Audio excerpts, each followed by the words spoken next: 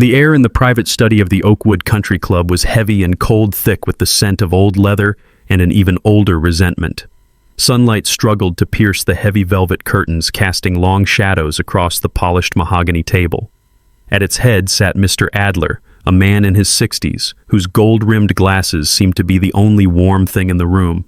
He adjusted his tie, the rustle of papers echoing in the tense silence. Seated before him were the Vances. Caleb at 32 looked every bit the corporate heir in a tailored suit that probably cost more than a year of college tuition. He glanced at his Rolex, not out of boredom, but with the impatience of a king waiting for his coronation. Beside him, his sister Chloe, 28, was a vision of curated perfection. Her fingers tipped with immaculate nails hovered over her phone, her thumb restlessly scrolling, pausing only to check her reflection in the dark screen. And then there was Leo. At 29, he sat slightly apart from the others, a small island of quiet grief in an ocean of greed. His tweed jacket was clean but worn at the elbows, a stark contrast to the sharp lines of his cousin's attire. He wasn't looking at the lawyer or his family. His gaze was fixed on a portrait of his grandfather, Arthur Hayes, that hung above the fireplace, a man whose warm smile felt a world away from this chilling proceeding. Mr. Adler cleared his throat, the sound unnaturally loud. He began to read from the document, his voice a dispassionate monotone that sliced through the room. He spoke of assets and holdings of stocks and bonds, a language that made Caleb lean forward ever so slightly, a predator sensing the final approach. And therefore, Mr. Adler announced, arriving at the document's core, all controlling shares of the Vance Transportation Group along with the penthouse apartment on Michigan Avenue and the yacht currently docked at Belmont Harbor shall be transferred to my grandson, Caleb Vance. A slow, triumphant smirk spread across Caleb's face. He shot a look at his parents, who nodded in smug approval. Chloe managed a brief, insincere smile for her brother before her attention darted back to the lawyer, her expression clearly asking, "What about me?" Mr. Adler did not keep her waiting. "To my granddaughter Chloe Vance," he continued. "Arthur leaves a trust fund valued at $5 million, as well as his complete collection of contemporary art." Chloe's eyes widened. A genuine, unrestrained smile broke through her practiced composure.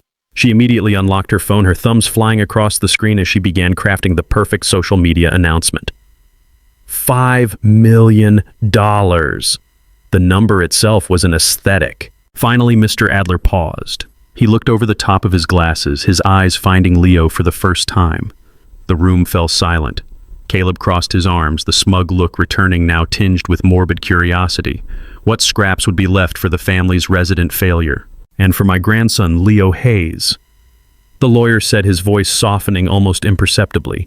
He slid a plain, unassuming white envelope across the vast expanse of the table. It stopped just before Leo. Leo rose slowly, his chair scraping softly against the antique rug.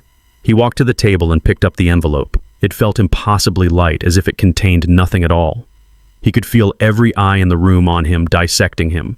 He carefully opened the flap and pulled out the contents. It was a single sheet of paper, a plane ticket. Caleb let out a short, sharp laugh. "What is it, Leo? A bus passed to nowhere." Leo didn't answer. He just stared at the ticket, the words blurring in front of him. One way, Rome. Chloe looked up from her phone. "Let me see that," she demanded. Before Leo could react, Caleb was out of his chair. He snatched the ticket from Leo's hand and held it up to the light as if it were a novelty item. "Well, what do we have here?" he announced to the room. "A one-way ticket. To Rome economy class, no less." The Vance family erupted in laughter. It was a cruel, unified sound that bounced off the wood-paneled walls. Chloe, seeing a golden opportunity, raised her phone and hit record, aiming the lens directly at Leo's stunned, wounded face. "Let's post this for everyone," she giggled. "Grandpa's final act of charity. Smile, Leo." Caleb tossed the ticket back onto the table.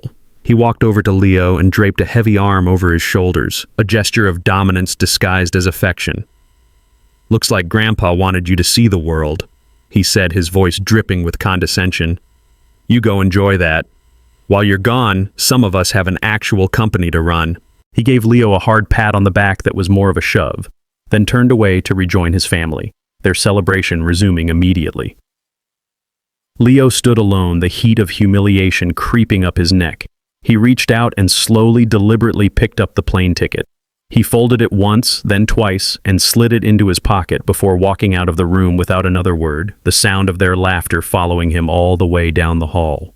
The engine of the 2012 Ford Focus whined in protest as Leo Hayes pushed it down the highway, leaving the manicured lawns of the Oakwood Country Club behind. He gripped the steering wheel so tightly his knuckles were white, trying to physically force the memory of his family's laughter out of his mind.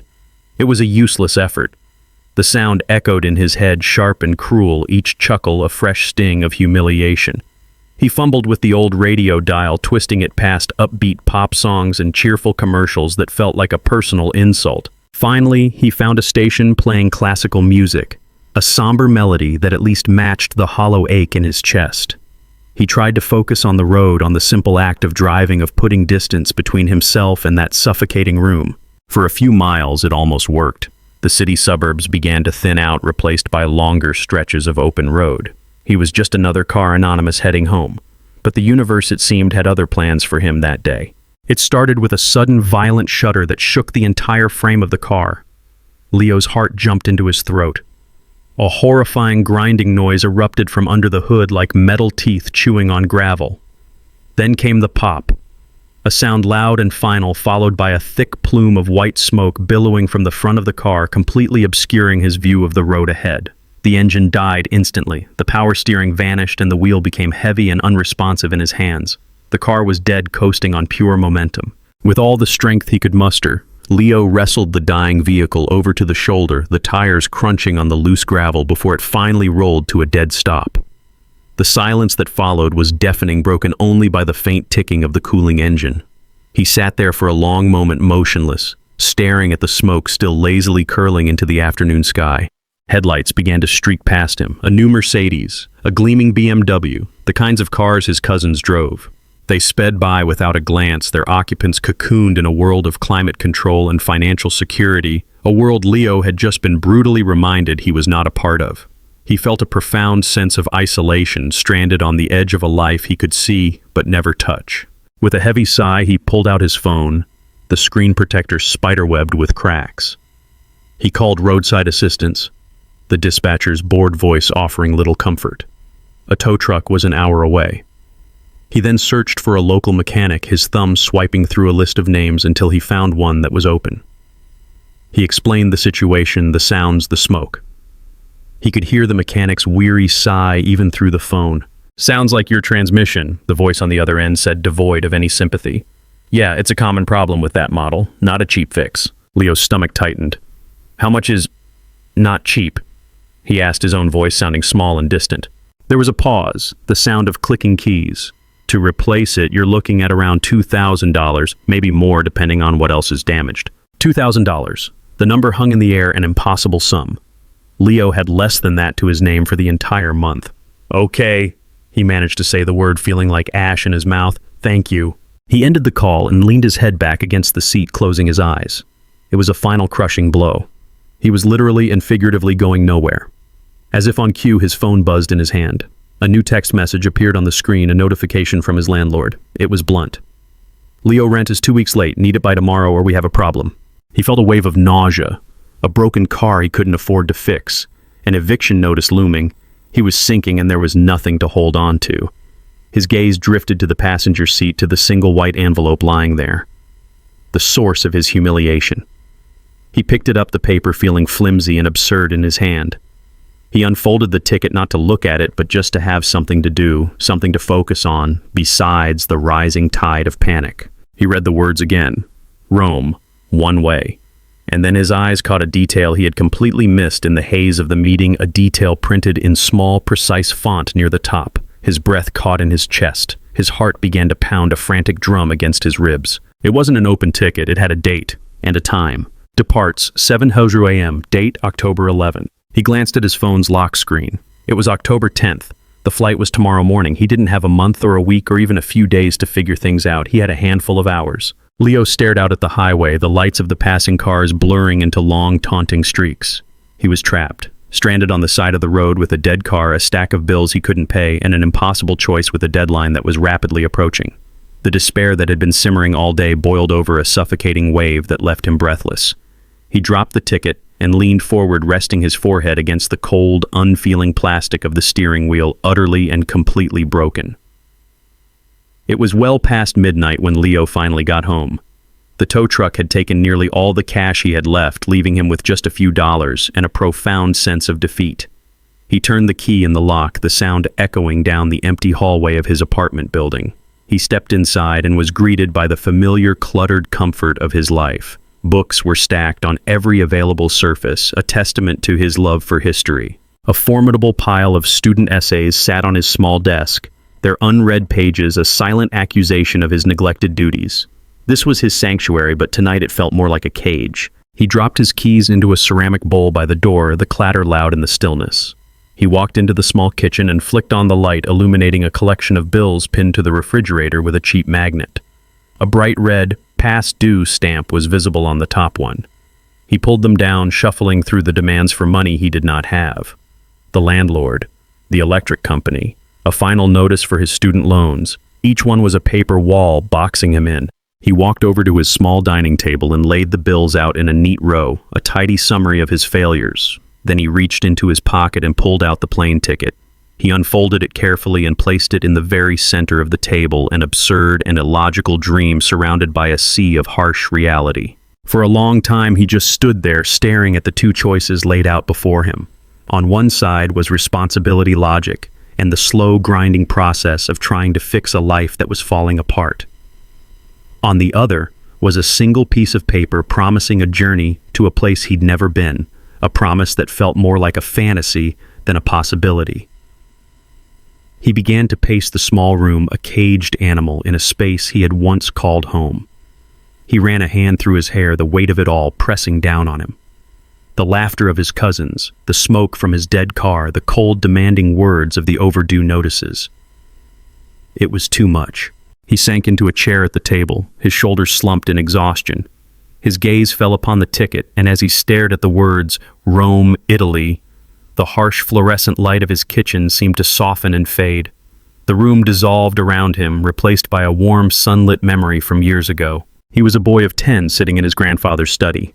The rich scent of old books and pipe tobacco filled the air. A worn chessboard sat between him and his grandfather Arthur. The game was intense, the young Leo deep in concentration. Arthur, his eyes twinkling with wisdom and affection, made a deliberate move. He didn't take one of Leo's pieces. Instead, he gently slid his own king to a new, safer square. Then he reached across the board not to make another move, but to tap the top of his king piece with his index finger. He looked directly into his grandson's eyes and gave him a slow, meaningful smile. No words were spoken, but the message was clear. This is the one that matters. Protect the king. The memory faded as quickly as it came, leaving Leo back in his silent, sterile kitchen. But something inside him had shifted. The fog of despair had begun to lift, replaced by a strange and unfamiliar clarity. It wasn't just a memory of a game. It was a message, a strategy whispered across time. His grandfather hadn't abandoned him. He had given him a move to make. With a deep, steadying breath, Leo stood up. The hesitation was gone. He picked up his phone, his fingers moving with a newfound purpose. He found the number for the principal at his high school and pressed call, ignoring the late hour. We hear his side of the conversation, his voice calm and firm. "Hello, this is Leo Hayes. I'm very sorry to be calling so late. I'm afraid I won't be in for a few days. An urgent family matter has come up. Yes, I know it's sudden.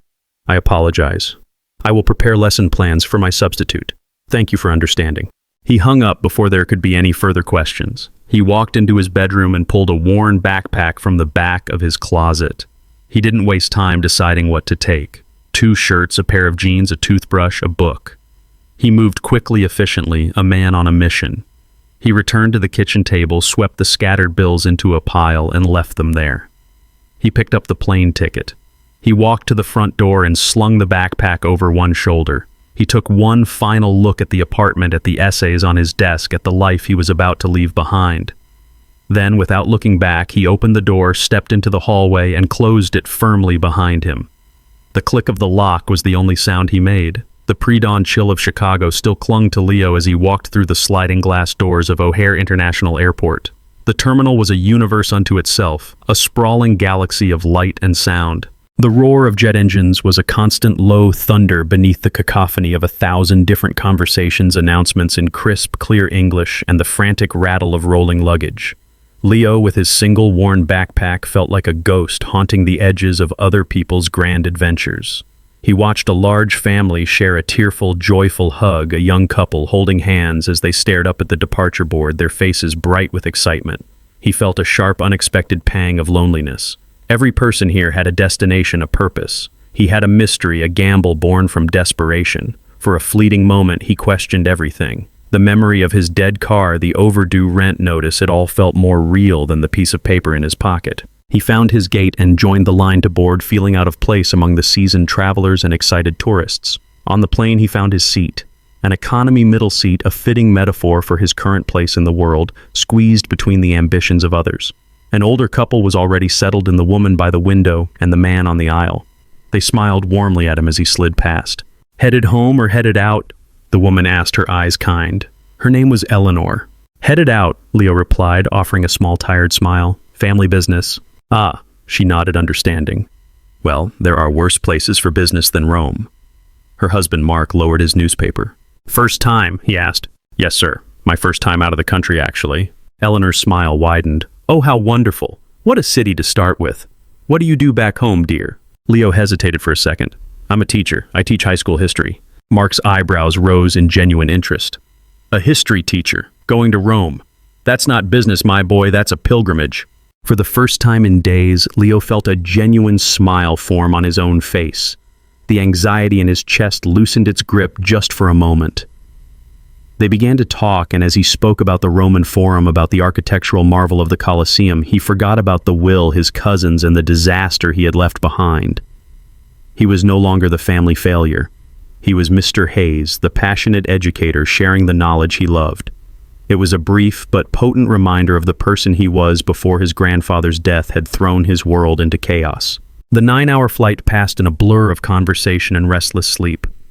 When the captain announced their descent, Leo looked out the window. Below him, the ancient city of Rome spread out a tapestry of terracotta roofs and historic landmarks bathed in the golden light of late afternoon. It didn't feel real. The moment he stepped off the plane into Leonardo da Vinci Fiumicino Airport, the comfortable bubble of the flight popped. He was hit by a tidal wave of sensory overload. The air was thick with the scent of espresso and perfume. The language was a fast, melodic river of Italian that he couldn't begin to understand. Announcements echoed from speakers in a language he didn't recognize, and the signs that had been so clear and helpful in Chicago were now a confusing jumble of foreign words. He felt a surge of panic but forced it down, simply following the dense crowd through the winding corridors towards baggage claim and the exit. He finally emerged into the arrivals hall, a vast, cavernous space teeming with life. Families cheered as their loved ones walked through the gates. Drivers in dark suits stood patiently holding up signs with names written in bold letters. This was it. This was the moment of truth. His grandfather was a meticulous planner. Surely he would have arranged for someone to meet him. Leo's eyes scanned the sea of signs, his heart beating a little faster. He searched for his name. Hayes. Leo Hayes. He walked slowly from one end of the hall to the other, his gaze darting from sign to sign. Rossi, Schmidt, Patel, Chen. He saw 100 names, but none of them were his. He made a second pass slower this time, just in case he had missed it. He hadn't. The hope that had been slowly building on the plane drained away, leaving behind a familiar cold emptiness. There was no one here for him. No friendly driver, no mysterious contact, nothing. The brief feeling of being part of a grand plan vanished. He was just a man in a foreign airport, completely and utterly alone. He found an empty bench and sank onto it, the weight of the journey suddenly crashing down on him. He buried his face in his hands for a moment, the noise of the airport fading to a dull roar. He had come all this way on a whisper of a memory, and for what? To be abandoned at the finish line. He took a deep breath, then another. This was a test. It had to be. He reached into his backpack and pulled out the ticket. It was worn and creased now from the journey. He looked at the address printed beneath his name, a street he couldn't pronounce in a city he didn't know. It was his only clue. His only move.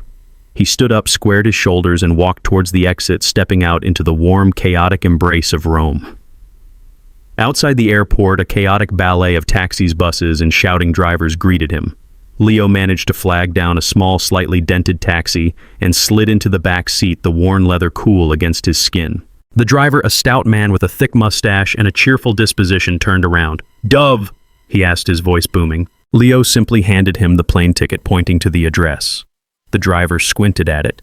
his lips moving as he sounded out the unfamiliar street name. A look of recognition dawned on his face. He nodded vigorously, said, "Ah, si, capisco," and with a lurch they were off, plunging headfirst into the beautiful, bewildering chaos of Roman traffic. The journey was a blur of ancient wonders and modern life colliding.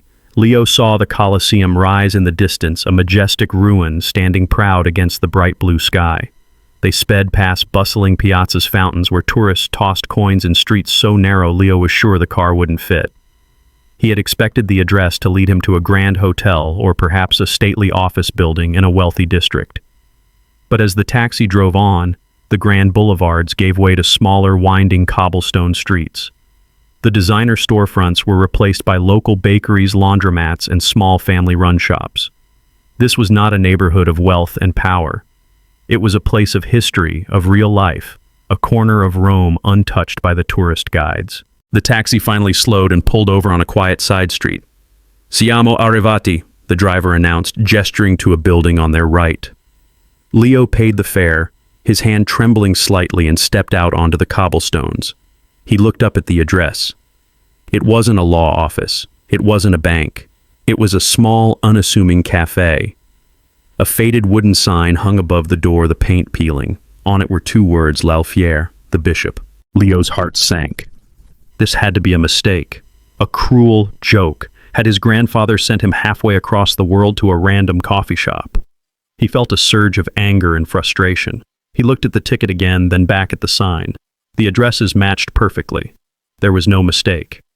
With a deep breath that did little to calm his racing heart, he pushed open the heavy wooden door and stepped inside. The interior of the cafe was like stepping back in time. The air was thick with the rich, comforting aroma of freshly ground coffee. The light was dim, filtering in through a single large window.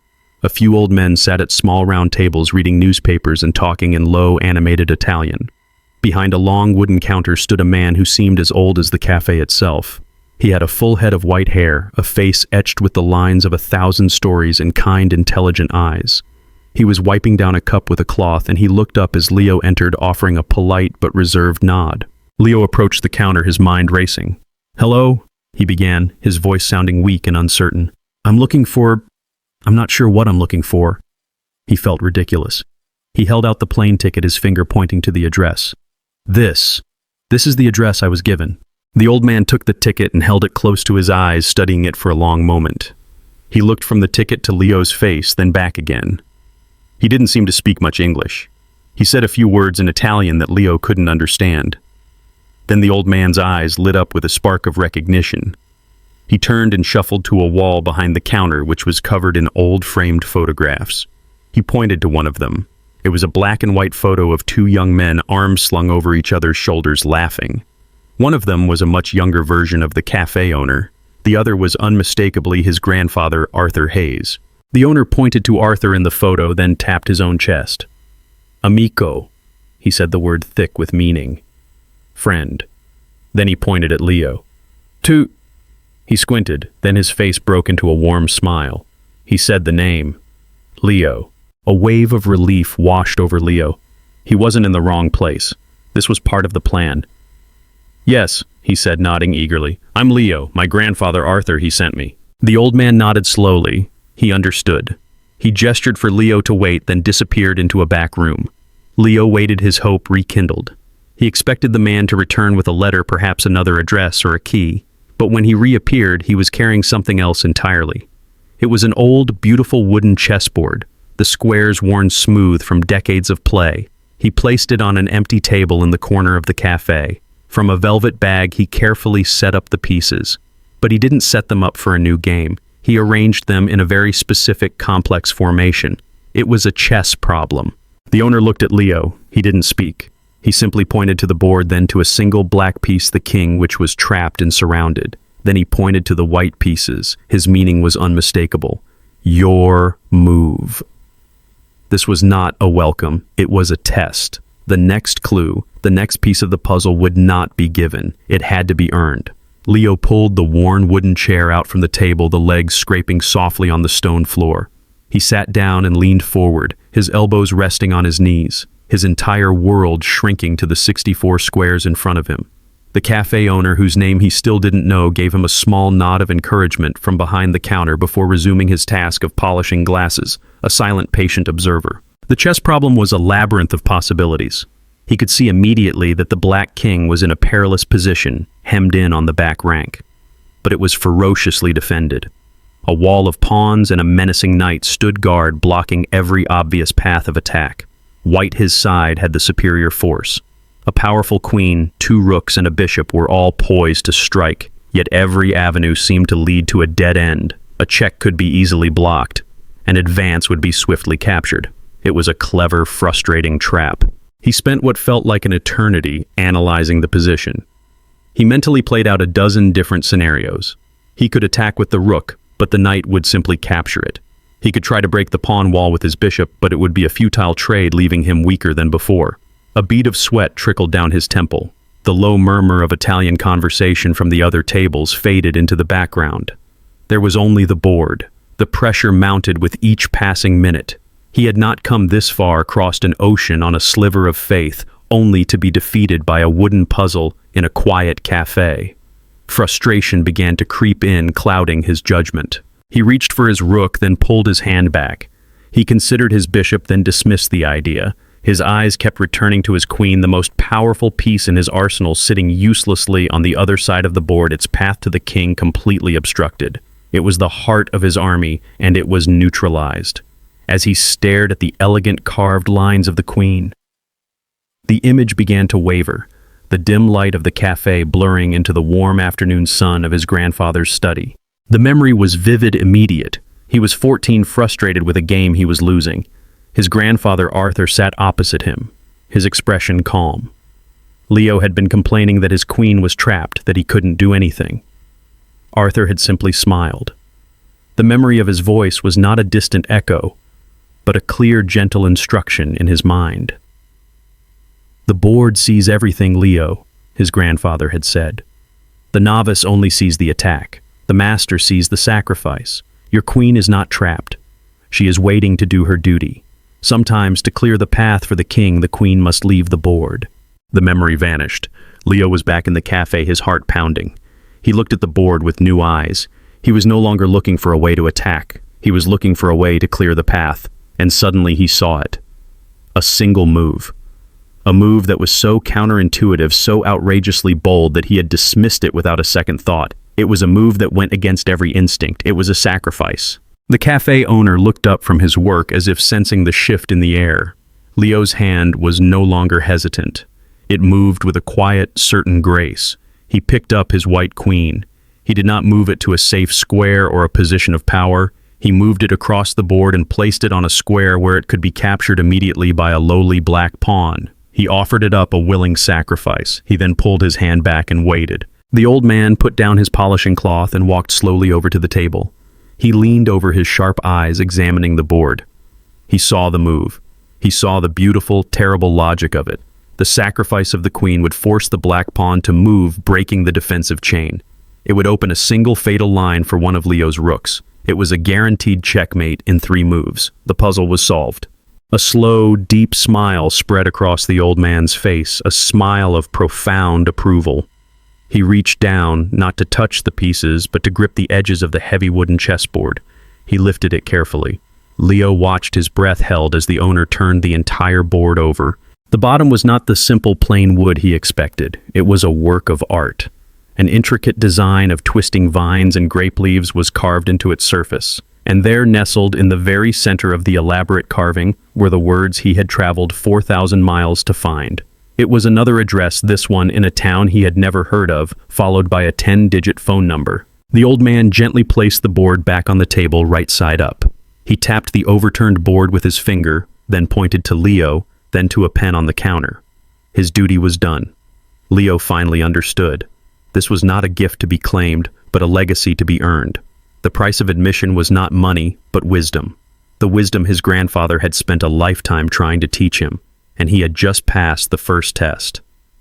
With the old man's blessing, Leo stepped back out of the quiet cafe and into the bright, noisy reality of the Roman afternoon. He blinked in the sunlight, the intricately carved address on the back of the chessboard burned into his memory. He quickly copied the information onto a napkin, his handwriting shaky. He took a deep breath and dialed the number. The phone rang twice before a man answered, his voice a warm, melodic baritone.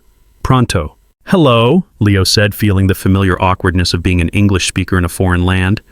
My name is Leo Hayes. I was told to call this number. There was a brief pause, then the voice on the other end switched to a heavily accented but clear English. Ah, Leo, yes. We have been waiting for your call. Where are you now? I'm at a café, L'Alfier. I know it well, the man said with a hint of a chuckle. Do not move. I will be there in 30 minutes. My name is Marco. The line went dead. Leo stood there leaning against the ancient stone wall of the café, feeling a sense of surreal relief. 30 minutes. He had a name. He had a destination.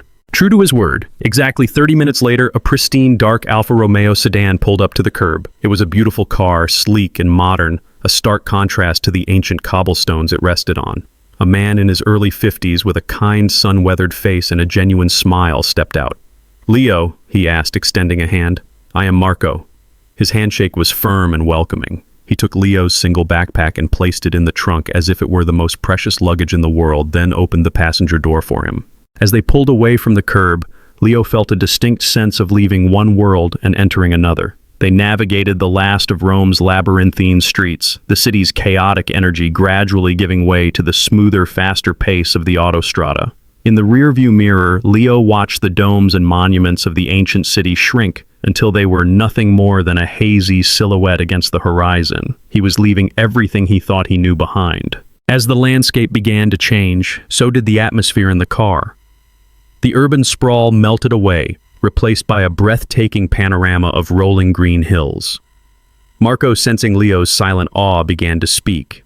His English was functional but peppered with Italian words spoken with a warmth that needed no translation. Your grandfather, Marco began, his eyes on the road but his thoughts clearly elsewhere. Signor Arthur. He loved this road. He said it was the place where the world slowed down. Leo was taken aback. He had never heard anyone refer to his grandfather with such reverence. You knew him well. Marco laughed a deep, hearty sound. Knew him, Signor Arthur. He teach me to drive in his own car when I was a boy. He teach my son to play the chess. When my wife was sick, he was a good man, a great man. Marco didn't speak of Arthur Hayes, the shipping tycoon from Chicago. He spoke of Signor Arthur, a man who was deeply woven into the fabric of this land and its people. He told Leo small stories as they drove. He pointed out a small village where Signor Arthur had helped rebuild the church roof after a storm. He gestured to a field where he said his grandfather would sometimes just stop the car and walk simply to smell the earth after a rain. Each story was a brushstroke painting a portrait of a man Leo was realizing he had never truly known. Outside the car, the world had transformed into something from a painting. The Tuscan sun cast a golden, syrupy light over everything. Tall, slender cypress trees stood like elegant guardians along the winding road. Ancient stone farmhouses with terracotta roofs dotted the hillsides, smoke curling lazily from their chimneys. And then there were the vineyards. They seemed to stretch on forever, endless, perfectly ordered rows of grapevines climbing the gentle slopes. The sheer scale of it was staggering. This was not a hobby. This was an empire. A living, breathing empire of soil and sunlight and patience. Leo stared out the window, his mind struggling to process the immensity of it all. The petty squabbles over a failing shipping company in Chicago felt like a distant, insignificant dream. The public humiliation, the broken-down car, the overdue bills, all of it seemed to belong to another person's life. He finally understood. This was the real game. The inheritance his cousins were fighting over was nothing more than a diversion, a test they had already failed. His grandfather had built two worlds. One was a loud, aggressive world of steel and commerce, a world he had left for the greedy to tear apart.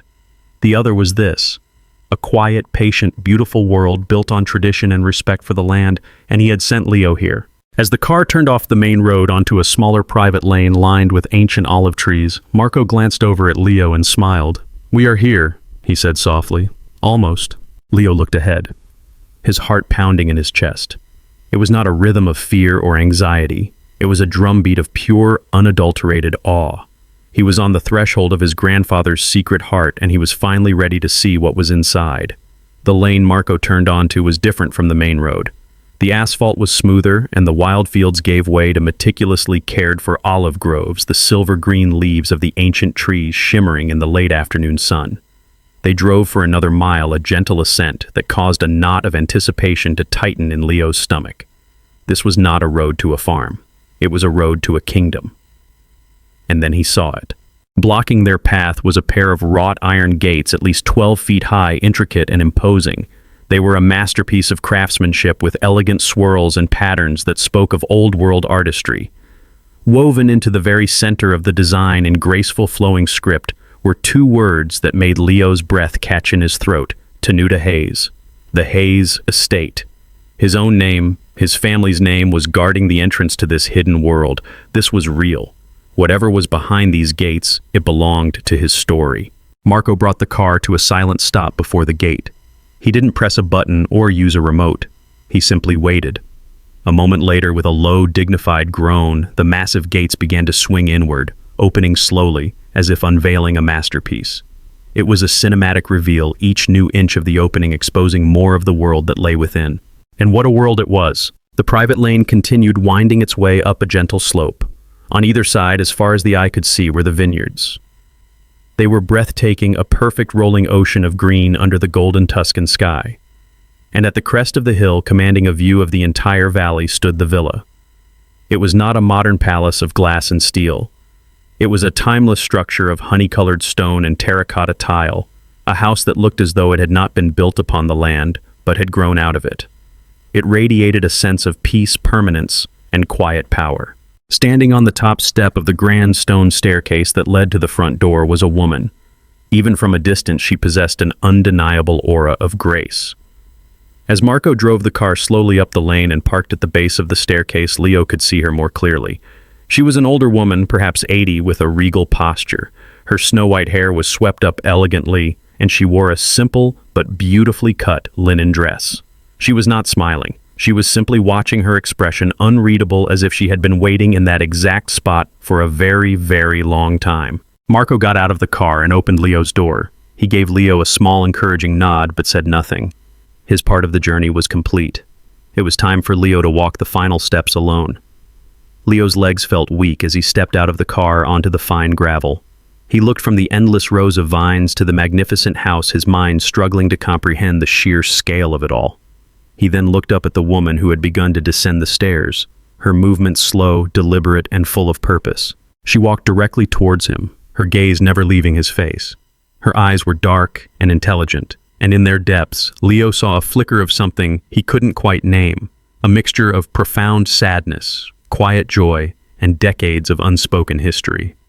She stopped just a few feet in front of him, close enough that he could see the fine lines around her eyes, lines that had been etched by both laughter and sorrow. She searched his face, her eyes lingering on his features as if comparing them to a cherished memory. When she finally spoke, her voice was not what he expected. It was clear and steady, with a refined melodic accent that was not quite Italian, but something more worldly, more cultured. She did not ask who he was. She did not ask what he wanted. She spoke to him as if they were continuing a conversation that had been interrupted long ago. "Leo," she said, the name sounding both familiar and new. "I am Isabella." She paused, letting the name settle in the air between them, and then she delivered the words that shattered his world and rebuilt it in a single heart-stopping moment. "I am your grandmother." The world tilted. The gentle breeze rustling through the olive trees, the chirping of cicadas, the distant sound of a tractor in the vineyards, it all faded into a dull, rushing roar in his ears. There was only this woman's face, her unwavering gaze, and her impossible, world-altering words. Grandmother, his father's mother, the woman he had been told his entire life had died in a car crash long before he was born. He opened his mouth to speak, to ask, to deny, to understand. But no sound came out. His mind was a maelstrom of confusion, a whirlwind of forgotten stories and unspoken lies. Every memory he had of his family, every piece of his personal history was suddenly thrown into question. He had flown across the world seeking an explanation for a single mysterious plane ticket, and in finding it he had stumbled upon a question 1,000 times larger, a question that struck at the very core of who he was. He could only stand there frozen in the Tuscan sunlight, staring into the eyes of the woman who held the key to a life he never knew he had. Isabella led Leo down a long, quiet hallway, the stone floors cool beneath their feet. She stopped before a pair of large carved wooden doors and pushed one open, revealing the room that was the heart of the entire estate. It was Arthur Hayes's study. The room was a warm and intimate space, a complete reflection of the man Leo was just beginning to understand. Floor-to-ceiling bookshelves lined every wall, filled not with business ledgers but with volumes of history, philosophy, poetry, and viticulture. A grand fireplace stood on one side, a well-used chessboard on a small table before it. It was the room of a scholar, a dreamer, and a builder. It smelled of old paper leather and faint sweet pipe tobacco, the ghost of his grandfather's presence. Isabella gestured for Leo to sit in one of the deep, comfortable leather armchairs facing the fireplace. She moved with a silent grace, walking over to a handsome wooden cabinet. From it, she produced not a laptop or a tablet, but a vintage film projector and a single small reel of 8mm film. Her movements were slow and deliberate, almost ceremonial, as she set the projector on a table, threaded the film through the sprockets, and aimed the lens at a plain white screen. She pulled down from the ceiling, covering a section of books. She dimmed the lights in the room, leaving only a single soft lamp glowing in the corner. Then she simply stood by the wall, a silent guardian of the moment to come. With a soft click, the projector whirred to life. For a moment, there was only the flickering white light and the gentle, rhythmic ticking of the machine. Then an image resolved on the screen. It was Arthur. He was sitting in the very same leather chair Leo was now occupying. He looked older than Leo had ever seen him, frail and tired. But his eyes were as sharp and clear as ever. He was looking directly into the camera lens, and in doing so, he seemed to be looking directly at Leo across the boundaries of time and death. He smiled a faint but genuine smile. "Hello, Leo," he said, his voice a familiar raspy whisper that filled the silent room. "If you are watching this, it means you found your way. It means you remembered our games. I knew you would." He leaned forward slightly, his expression becoming more serious. "I imagine you have many questions. Let me start with the business in Chicago. Vance Transportation is a hollow shell, my boy, a relic of a life I left behind long ago. It is saddled with debt and propped up by a reputation it no longer deserves. I left it to Caleb and Chloe as a final test, a test of their character, their wisdom, their humility. It is a test I knew with a heavy heart that they would fail. They see only the shine of things, never the substance. Their greed, I'm afraid, will be their undoing. It is a harsh lesson, but one they needed to learn for themselves." A look of profound love and warmth then softened his features. "But that life, that world, was never my true legacy. This is." He gestured around the study in the film. "I met your grandmother, my beautiful Isabella, more than 60 years ago on a trip that was supposed to last a week. I never truly left. We built this place together from nothing. Tanuta Hayes. This vineyard, this home, this family, this was the secret passion of my life, and now, Leo, it is yours. This is the real inheritance." Leo sat, frozen tears welling in his eyes as he listened to the voice of the man he missed so dearly.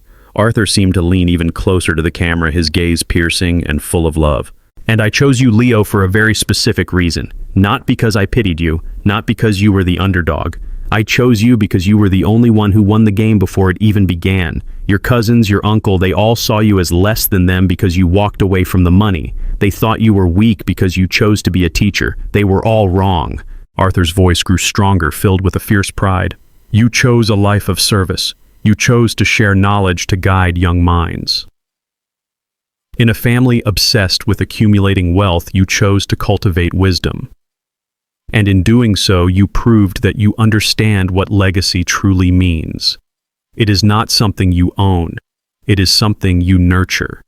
It is something you pass on. You, my boy, are the only one I can trust with this land, with this family. You do not just see a business, you see a home, you see a future." He leaned back in his chair, a look of peace settling on his face. "Live a good life here, Leo. A full life. Honor the family you have found, and continue the game, your move." The film ran out. The reel flapped against the projector, the image vanished, and the screen went white. The whirring sound stopped, plunging the study into a profound silence. Isabella moved quietly and switched off the machine, then turned up the small lamp, casting a warm, gentle glow on the room. Leo didn't move. He sat in the armchair, the ghost of his grandfather's presence all around him, and he wept. He cried not with grief for his loss, but with overwhelming gratitude for his grandfather's love, for his unwavering faith, for the sheer breathtaking scope of his final magnificent plan. Every moment of humiliation, every ounce of self-doubt, every step of his uncertain journey had been leading him to this single perfect moment of understanding. He finally looked up at Isabella, who was watching him, her own eyes glistening with tears. And in her gaze he saw not a stranger, but the beginning of home. 3 weeks passed. The frantic chaos of Chicago and the disorienting mystery of Rome had faded, replaced by the gentle, steady rhythm of life in Tuscany. Leo found himself falling into a routine that felt more natural than anything he had ever known.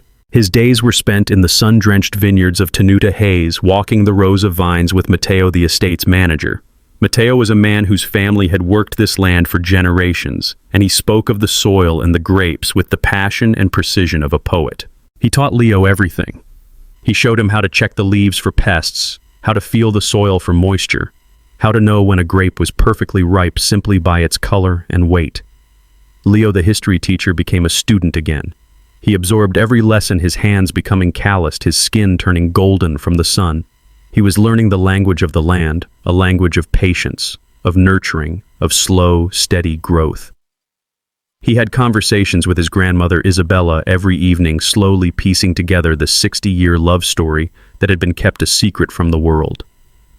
For the first time in his life, he felt a sense of belonging, a deep and profound peace.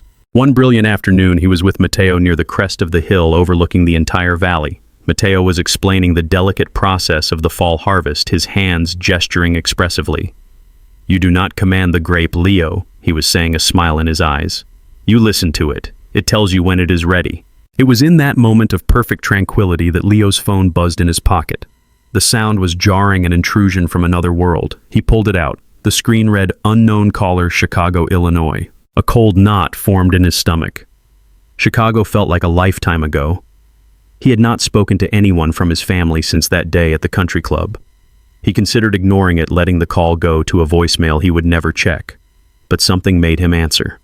He excused himself from Matteo and walked to the edge of the vineyard, the ancient soil soft beneath his boots. He took a deep breath and swiped the screen. "Hello?" he said, his voice calm. For a moment, there was only the sound of ragged, panicked breathing on the other end. Then a voice he barely recognized, a voice stripped of all its usual arrogance and transformed into a desperate whisper. "Leo, Leo, is that you?" Leo frowned. "Caleb, what's wrong?" "Everything!" Caleb's voice cracked. The words began to pour out of him, then a frantic, disorganized torrent of disaster. "It's all gone, Leo. Everything. The company. It was a ghost. Just a mountain of debt hidden behind fake reports. Grandfather was paying the bills from his own accounts, and when he died, it all just collapsed. The auditors came, the creditors, Leo, they took everything. Leo listened in silence, his gaze fixed on the peaceful, orderly rows of vines stretching out before him. Caleb's voice was getting higher, more hysterical. "The penthouse wasn't ours, it was mortgaged to the hilt. The bank took it last week. The yacht was leased, they repossessed it. And the art collection, Chloe was so excited about fakes. Every single one of them. Worthless copies." He let out a sound that was half a sob, half a laugh of pure, unadulterated despair. It was all a lie. Our entire lives were a lie. Leo remained silent, letting his cousin's frantic confession hang in the air. He felt a strange sense of detachment, as if he were listening to a story about people he used to know. He knew. Caleb whispered, his voice finally breaking. That old man, he knew it was all going to implode. He wanted this to happen. It was a test, wasn't it? A sick, twisted game to prove how worthless we were. There was a long, shuddering pause. When Caleb spoke again, his voice was small, defeated, and filled with a terrible newfound clarity. "He left you the real fortune, didn't he? This whole time he had something else, something real, and he left it to you." Another pause. Leo could hear the sound of Caleb taking a deep, shaky breath. "He left it to you because you were the only one," Caleb said the words, a painful admission of a truth he had spent his entire life denying. "You were the only one who actually loved him instead of his money." The confession, the ultimate admission of his own moral and financial bankruptcy, seemed to drain the last bit of energy from him. The frantic anger was gone, replaced by a raw and pathetic plea. "We have nothing, Leo," he begged, his voice now just a hoarse whisper. "We're living with friends. Mallory won't stop crying. Dad and Mom, they're broken. We're ruined. Please, I'm begging you, you have to help us. You're our only hope now."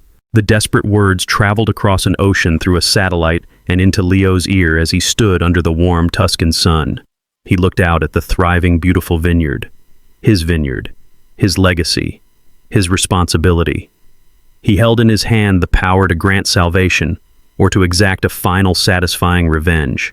He listened to the sound of his cousin's desperate, ragged breathing and said nothing. The decision was his to make.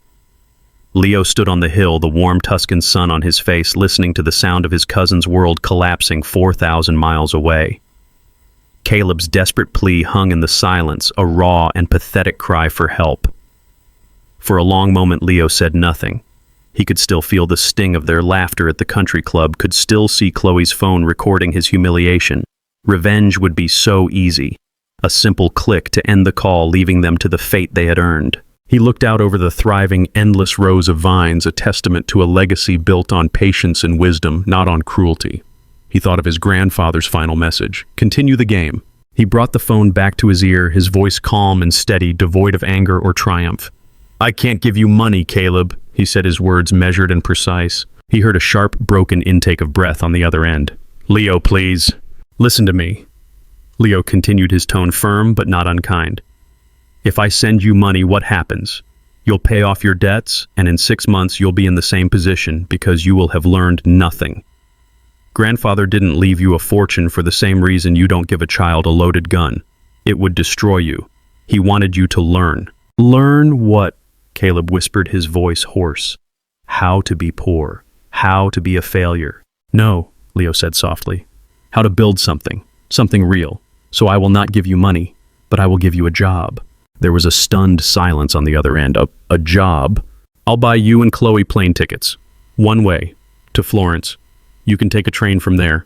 I will give you a place to live, a small cottage on the estate, and I will give you a job starting tomorrow. You will work in the vineyard alongside everyone else. You will learn about the soil and the vines and the work that goes into every single bottle of wine we produce. You will not be an executive. You will not be a manager. You will be a worker. You will be paid a fair wage, and you will earn it. This is not a handout, Caleb. It is a chance. It's the only one I can give you." He heard a long, shuddering exhale, the sound of a man's pride finally and completely shattering. When Caleb spoke, his voice was just a choked whisper. "Okay, Leo. Okay, we'll be there." Months later, the Tuscan sun beat down on the fields of Tenuta haze. Caleb, his face tanned and beaded with sweat, his designer clothes replaced with simple work pants and a faded shirt, carefully pruned a row of grapevines. His movements, once clumsy and resentful, were now practiced and efficient. Mateo watched from a distance and gave him a slow, approving nod. A little further down the row, Chloe, her hair tied back in a simple scarf, shared a water bottle and a genuine laugh with the other female workers during a break. The curated perfection was gone, replaced by a strength and an authenticity she had never known. In the main villa, Leo stood at the head of a long boardroom table. Dressed in a sharp but understated suit, he spoke confidently in a mixture of English and improving Italian to a group of international wine distributors, outlining his vision for expanding into new markets. He was a natural leader, commanding the room not with arrogance, but with a quiet, earned authority. He had fully stepped into his role as the guardian of his grandfather's business legacy. Later that week, on a Saturday afternoon, that same leader was sitting on the steps of the fountain in the local village square. Gone was the suit, replaced by a simple linen shirt. A group of 5 young Italian children were gathered around him, their faces a mixture of intense concentration and delight. On a small portable board, Leo was patiently showing a little girl how the night moves his passion for teaching as bright and clear as it ever was in his classroom in Chicago. He had not abandoned the man he was. He had simply integrated him into the man he was becoming. That evening, back at the villa, Leo stood alone in his grandfather's study. A small fire crackled in the hearth. He poured himself a glass of deep red wine from a bottle with the Tenuta Haze label. He walked to the grand window, looking out at the moonlit vineyard, a vast sleeping kingdom of peace and potential. This was his home. This was his purpose. He turned from the window and walked to the chessboard. He looked down at the pieces frozen mid-game. With a sense of profound peace, he reached out and his fingers closed around the smooth, cool ivory of the white king. He lifted it from the board, feeling its solid, comforting weight in his palm. He then moved his hand to the very center of the board, the square that represented absolute control and safety. He placed the king down with a soft, definitive click. The game was over. He had won. A slow, knowing smile touched his lips. He had not only inherited a fortune, he had inherited a life, and he knew with every fiber of his being exactly what to do with it. True wealth isn't found in what you inherit, but in the person you become when you have nothing to lose. The greatest journeys don't begin with a map, but with a leap of faith into the unknown, trusting that you are heading exactly where you need to be.